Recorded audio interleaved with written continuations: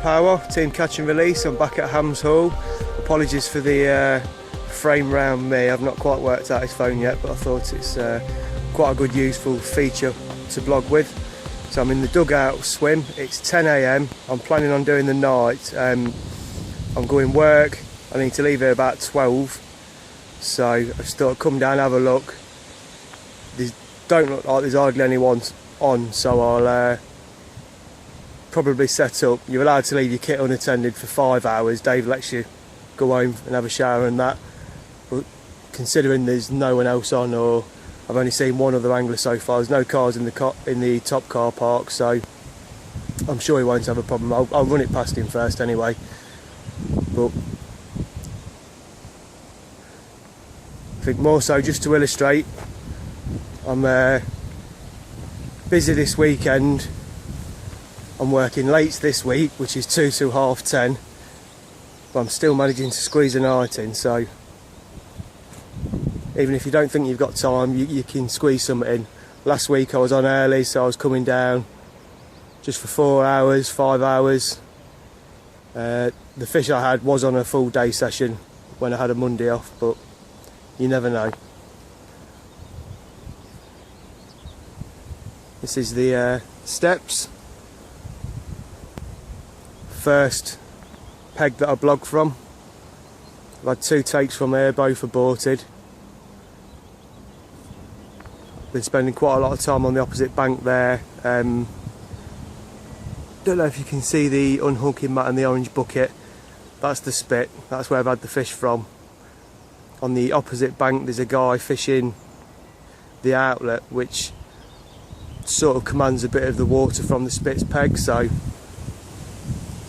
I could fish it, but there's enough space to not be on each other's backs. So I've dismissed that for now. Just gonna have a walk round, see what's going on. Spoken to Dave.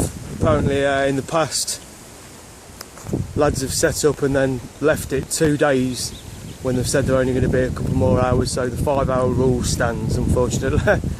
Which means I'll be barrowing my gear around at 11:30 tonight and setting everything up. I'm fishing on my own, so it shouldn't be too bad, as in I've not got my missus. So the barrow's quite light, not the cheekers on it. Talking to Dave, John over there, he's not fishing the outlet, he's fishing the neck. It was the swim that I meant, I've just got them mixed up. Apparently he's had one and lost one from speaking to Dave. So I've been spending quite a bit of time in this, the spit, the barrel. There's been fish showing in the corner, but I've not picked them up from there. But I'll carry on. I've got a couple of hours, so I'll do a full lap. I've not got to worry about setting up, so I'm not rushing. I'm over at the bottom of the lake now. The pad swims over there. That's where I moved to after seeing fish one evening. The wind's hacking in down here. I think there's actually 2 guys fishing, one in the outlet, one in the peg, next over to the left, so absolutely no one down here. So this is a new wind as well. Last time I was down here for the last four trips, the wind's been blowing into that corner where I've seen fish, I've had fish. Him over there is still having fish. But yeah, this looks good. There's 2 car parks on the lake as well. This is the old car park, the old entrance, which the 2 guys that are fishing have come in. Once you get up to where that guy's fishing, you can't get round that last bit of lake. But the new car park takes you straight to it now, so that's pretty good.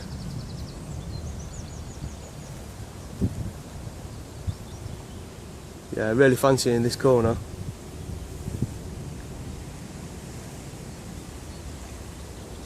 Find somewhere to sit down and do some water watching, I think.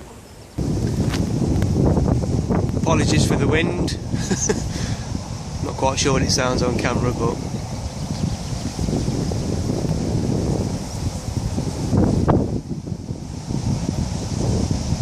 smells awesome down here. Wind blowing the smell of the lake.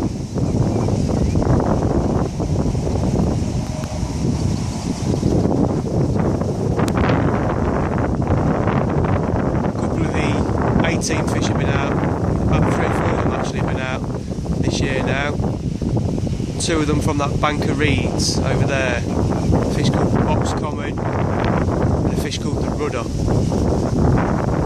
Both 30s.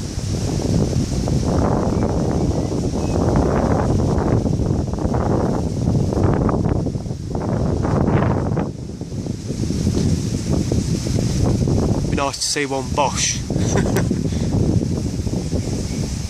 for the camera.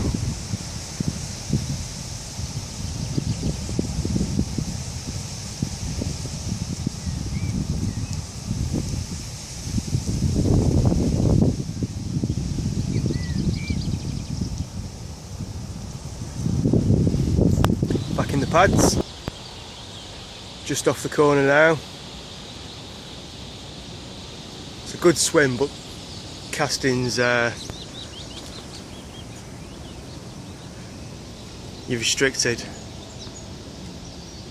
Swim next door looks good for 3 rods, or fishing from that bank over there, which I think is what I'm going to do.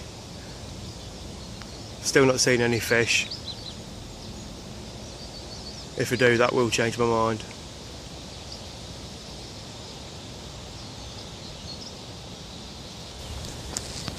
Peg called the Stalker. As you can see, a couple of underarm flicks.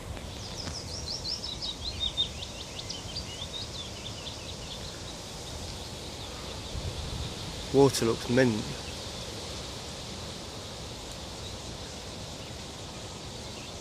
Yeah, Dave's had this fishery for a few years now. He's spot on with what he does to it. He's just put a track round the outside for the barrows, so he ain't got to go over all the humps and bumps. Constantly working. He's building a new cabin on the new car park, and he's treated the water, I think it's like a colouring, but he's set it like a turquoise, and this place gets choked with weed, and it ain't too bad at all at the minute, so it's doing its job and it looks mint.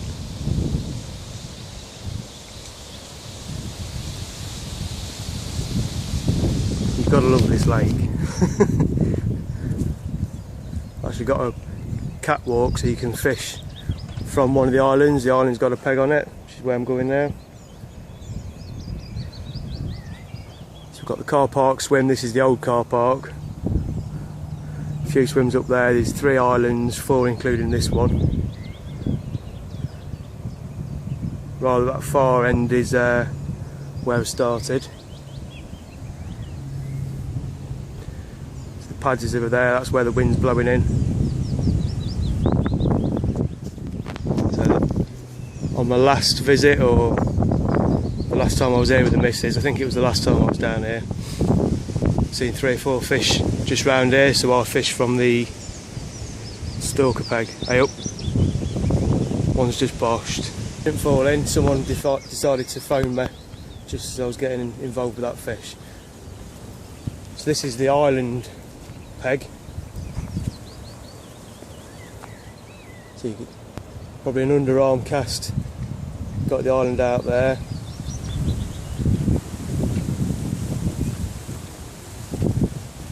And this is the actual swim. So got the water out in front of you there. You've got an option of a rod back there and an option of a rod down here. And this is right next to where this fish just topped.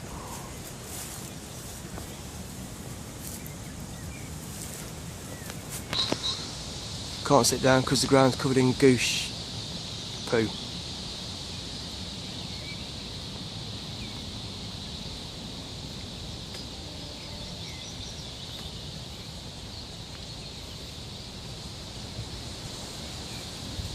So yeah, I'm happy with this corner now. I've got the wind, it's a new wind, I've seen a fish. Spoke to Dale, that's who interrupted me. He's not going to get down here till after I leave for work, so I've told him where I've seen the fish, what's happening. I think I'm going to fish from in between the two lots of reeds there, in between the two trees. Just so I'm not messing about. Obviously I'm getting here in the dark. Nothing's clipped up. Just toying with the idea of sticking some bait out or not.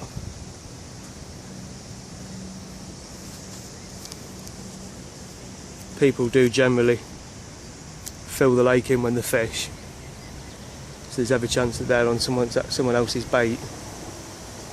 All the naturals, absolutely full of naturals this lake is. So I think I might, as I'm here for a night, just 3 singles with a small bag on to where I've seen the fish. So tempting just to chuck a kilo out, but I've seen it myself. Just from a cast you push the fish out.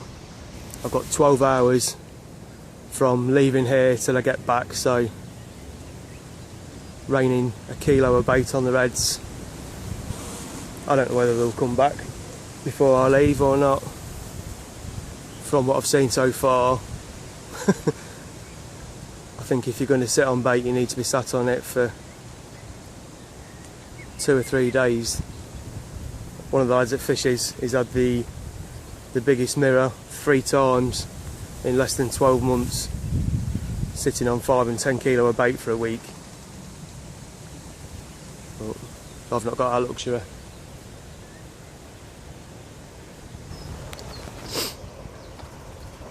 So I'm back in the reed swim.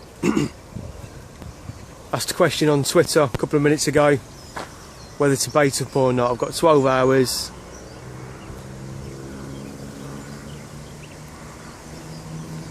I think with the wind being new, it's pushing fish down here. I've seen a fish.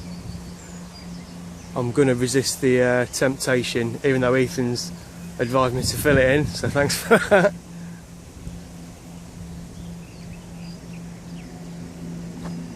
I just know how spooky these fish are in here.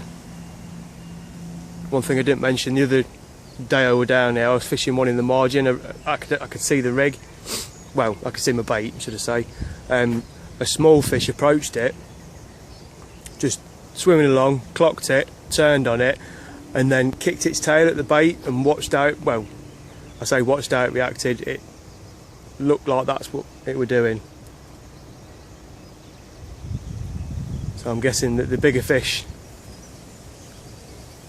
do test your baits, and obviously the smaller fish are seeing it. I might be reading too much into it, but I've pushed fish out from doing nothing. So and there's a good stock, but I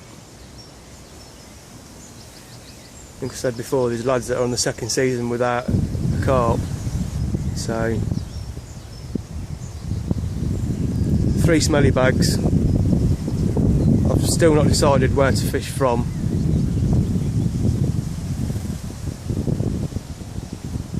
I am thinking this peg.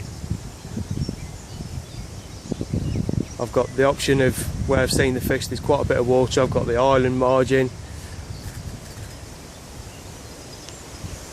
I've got my boat so I can take one out to the reeds where I know 2 good fish will come from. I think you've just witnessed a decision being made there, people. So I'll be back here in about 13 hours in the dark, get set up, and I'll be back with you. Until then, cheery bye.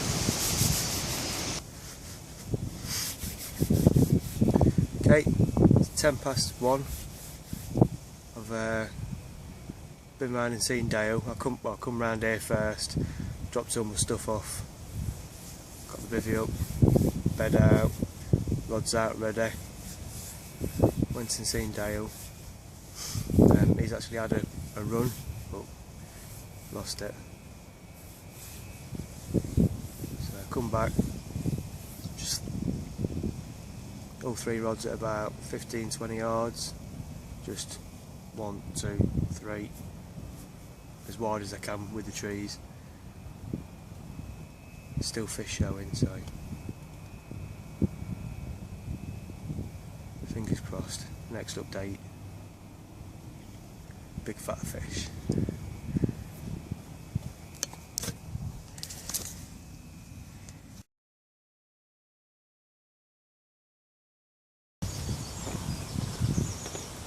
Good morning. One occurrence through the night. It's 6 AM by the way. Probably about 10 minutes after I put the rods out. The middle rod, I thought it was rowing off. It was a savage line on, which I struck. Straight back out. Fish have been topping all night. Still are now.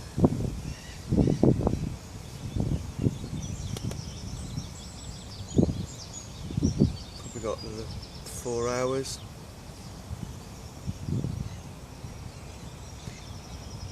So still a good chance. Not many fish come out at night here. It's known as the day water, so first light up until dinner's my best chance of this short session.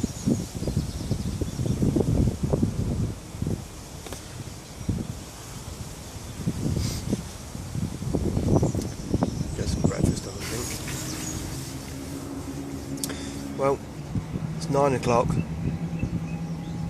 No signs, fish have stopped showing. Probably going to be fishing for another 2 hours. Pretty overcast, the wind's up. I think I might stick a couple of zigs out.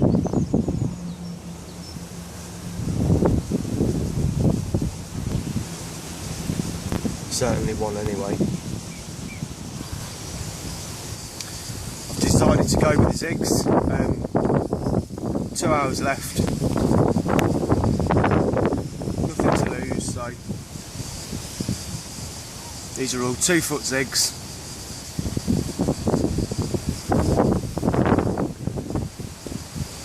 On a little zig line.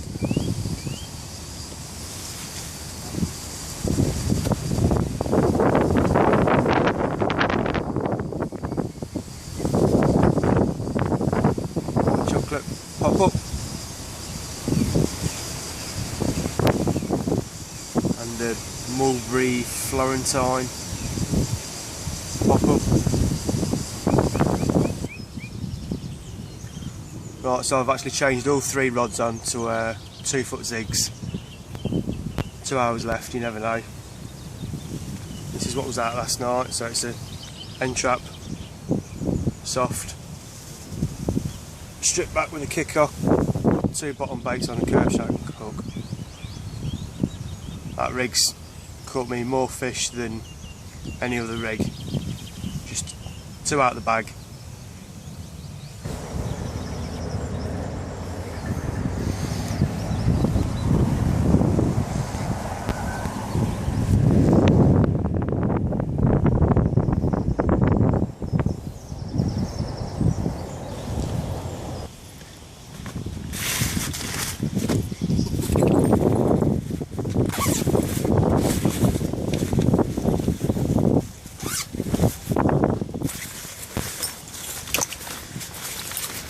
So we're at the death, just the rods left in, middle rod, pink pop-up zig, 15-11, we're at.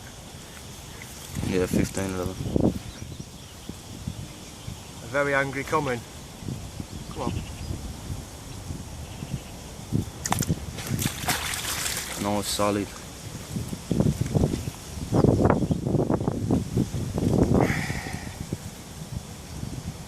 It's just going to kick again. Having that. Pucker, man. Spinning round it. Fucking pegs. It's like the play dead or something, isn't it? That's a nice sword. Another scale missing now, big pucker, man. Look at him. Calm down, mate. Calm down.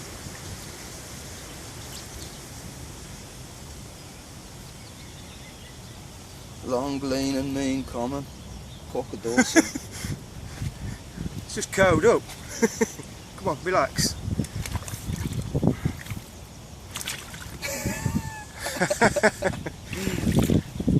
Chill.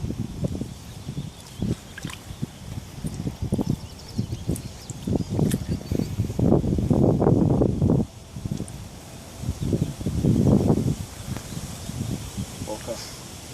Absolutely pucker. Second fish for Ham's Hole. One of each now. Fucking happy days. Do some stills as well.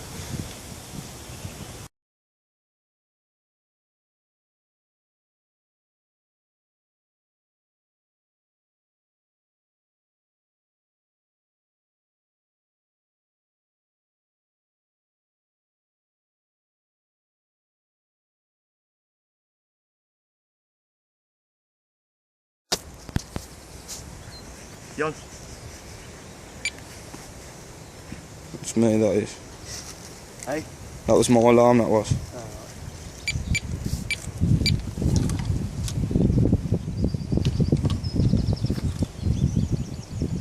I have to be on my toes in a minute, mate. So I'll come and so you can see him. Oh, well, I'm just coming out of here. Okay, so he's got a lifted scale. It's an old wound. You can see where it's starting to grow back. We're going to put some stuff on it anyway. This is the stuff that Dave supplies for the lake.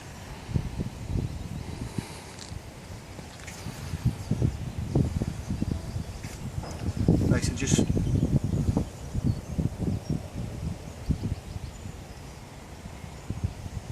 then once it's on, it's waterproof.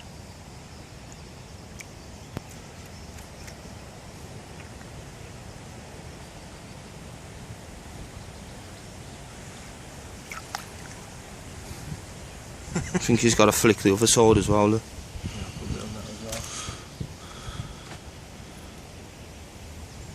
Yeah, I only found out the other day, a lost scale, the fish stops growing until it's got its scale back. So, the quicker they're fixed, the quicker the fat. Might put that on a birthday card.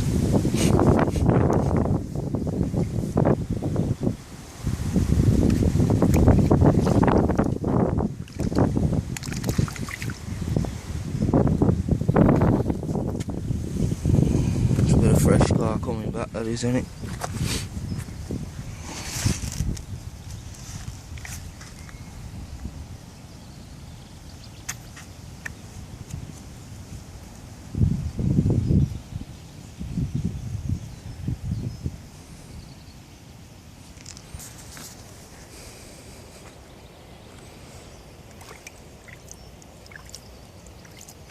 Lots of stuff that needs to go on them too as well. Cheers for that, mate. That first one's just the cleaner, ain't it? You stick the cleaner on, and then you stick the other one, Yeah, which is like a sealer. This is the one that seals it. Apologies, this is Dave's own stuff. I use the cord and stuff normally, so.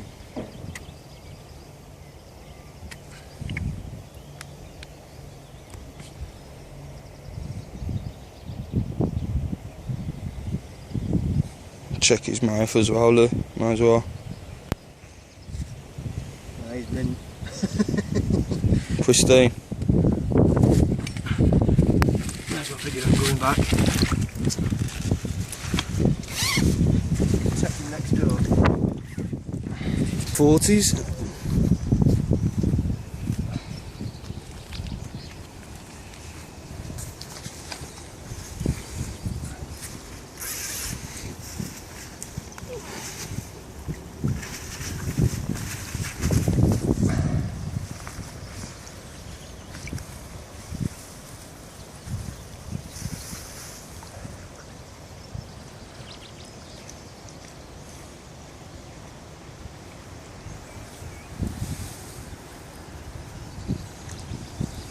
mate.